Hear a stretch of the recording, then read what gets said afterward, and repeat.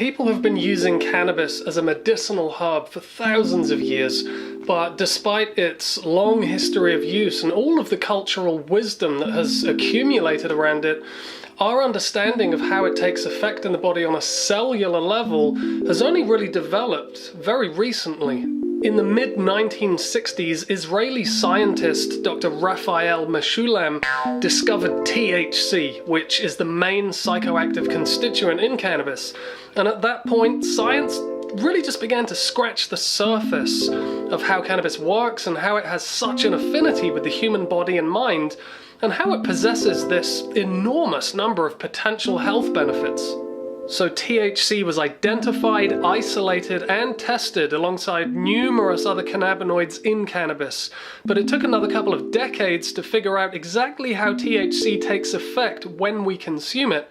Now, eventually in the mid-1980s, a receptor for THC was discovered in the brain and the central nervous system, and it was called CB1, or cannabinoid receptor number 1.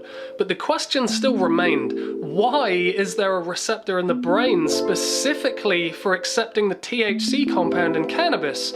And could it actually be that the CB1 receptor is actually there for receiving chemicals naturally present in the body? So the research expanded from just studying the cannabinoids in marijuana to looking for cannabinoid-like compounds that were produced in the body itself that also acted on the CB1 receptor. And because the body's own self-produced cannabinoids were endogenous, they were aptly named endocannabinoids. Now, it took a couple more years of research before the first endocannabinoid that actually binded to the CB1 receptor was found, and it turned out to be a neurotransmitter which was called anandamide, which is also known as the bliss compound because it acts as a mood enhancer and it stimulates sensations of joy and happiness. And while anandamide doesn't actually have the same chemical structure as THC, it does bind to the CB1 receptor and it does exhibit exactly the same effects as THC, albeit in a much smaller concentration. A second receptor was also found, and it was called, as you may have guessed, the CB2 receptor. But unlike CB1, this receptor wasn't so abundant within the brain. It was actually found in a much higher concentration in the periphery of the body, and it had a particular affinity with the immune system. So it was found mostly within the membrane of immune cells and very densely located in immune tissues and organs like the spleen, the bone marrow, thymus gland, and the tonsils. And it's not just THC that acts on these two receptors. There's many different cannabinoids in marijuana that act either directly or indirectly on these two receptors, like CBD and CBN, and also, you've got a lot of different endocannabinoids that act on these receptors, anandamide and 2-AG being just two of many. As of yet, CB1 and CB2 are the two definitive receptors that make up the endocannabinoid system of our bodies, although to be honest, there is still a vast amount of research yet to be done on the 100 or so other phytocannabinoids that are in the plant, and all of the numerous self-produced chemicals in the body that have the same effect. So it's likely that there's going to be a lot more receptors and a lot more endocannabinoids yet to be found, and our understanding of the endocannabinoid system is going to evolve over time. We do know quite a lot already though. We know that it's one of the biggest contributing factors to homeostasis. Now, when we look at the dictionary definition of homeostasis, it says that homeostasis is the tendency towards a relatively stable equilibrium between interdependent elements, especially as maintained by physiological processes. So homeostasis is a systemic force where all of our organs, tissues, and bodily systems all work synergistically to find a dynamic state of balance. It's the body and mind's innate ability to always find the center, the point of balance, no matter what situation we're in. It's our ability to respond to all forms of stress in a low-impact, sustainable way and protect ourselves from disease, as well as heal faster if and when we do become sick or injured. So it's basically like a collective thermostat for every interconnected system of the body and mind. Because obviously, in the modern world, we're facing a tidal wave of chronic stress that over time can begin to break down our ability to adapt and respond to stress in a healthy and harmonious way. So we end up struggling to achieve homeostasis, and we end up becoming very exhausted, very drained, and developing a number of possible health challenges because of that. Endocannabinoids like anandamide and 2-AG are integral to our mental function, stress management, and our immune health, and our ability to maintain homeostasis. But through stress, toxicity, and shitty diet and lifestyle choices, there's a very real possibility that we can develop an endocannabinoid deficiency, meaning that the function of the endocannabinoid system can become impaired. So this is why supplementing with phytocannabinoids from the cannabis plant or using medical marijuana can be very beneficial, because from this perspective, cannabis does act like an adaptogen because it does support homeostasis. And this is largely because we already have the organic infrastructure in place to fully utilize the constituents in cannabis, because the plant produces a spectrum of bioidentical compounds that are produced within our own bodies, which is very interesting. For example, when THC connects to the endocannabinoid system, it's a supreme pain reliever because it modulates neurological function to reduce pain signals being sent to the brain from elsewhere in the body.